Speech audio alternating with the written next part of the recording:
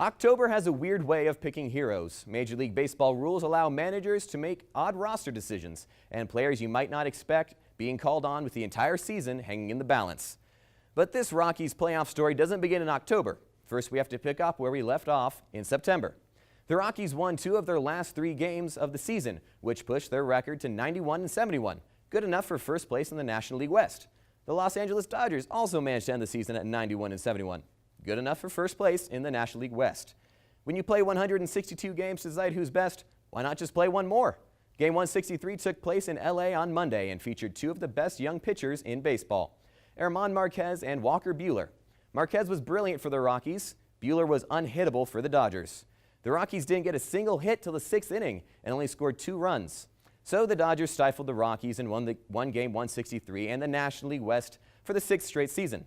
So the Rockies season is over, right? Not just yet. Though they lost the division, the Rockies still had the second wild card spot and played a winner-take-all game against the Cubs in Chicago on Tuesday. This was the 3rd game in 3 days in 3 different cities and in 3 different time zones for the Rockies. Cubs manager Joe Maddon sent experience to the mound in the crucial game in the form of veteran lefty John Lester. The Rockies sent youthful hometown hero Kyle Freeland from Thomas Jefferson High School to the bump.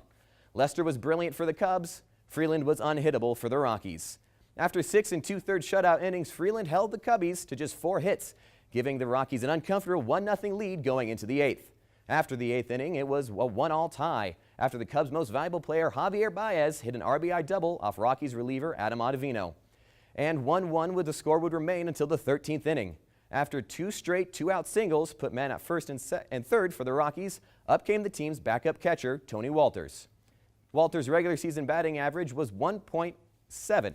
over 70 ticks below league average. Tony Walters hadn't had hits at September 10th. Tony Walters hadn't hit off a changeup all season. But October baseball has a weird way of picking its heroes because Tony Walters is now 1 for 1 in the playoffs with 1 RBI after he hit a single up the middle off a changeup to score the winning run in the most important at-bat of his life. It was as easy as 1-2-3 in the bottom of the 13th as Scott Oberg set down the Cubs in order, punching the Rockies' ticket for the National League Division Series. So October is now in full swing as the Rockies begin their best-of-5 National League Division Series tonight in Milwaukee.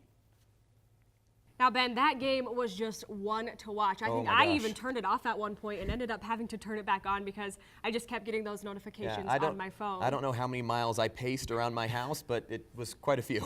Now, the Rockies are playing right now. Ben, what do we know? Well, the Rockies are currently losing 2-0 in the bottom of the 4th inning against the Brewers. Now, there's still a lot of baseball to be played, and we'll just see how it goes. Yeah, the identity for the Rockies all year long has been they have no quit in them. Doesn't matter who that hero is. Nope. Hopefully we'll find one here in the later innings. Remember, Bear News is your on-campus source for all things UNC. Thanks for joining us. We'll see you next week.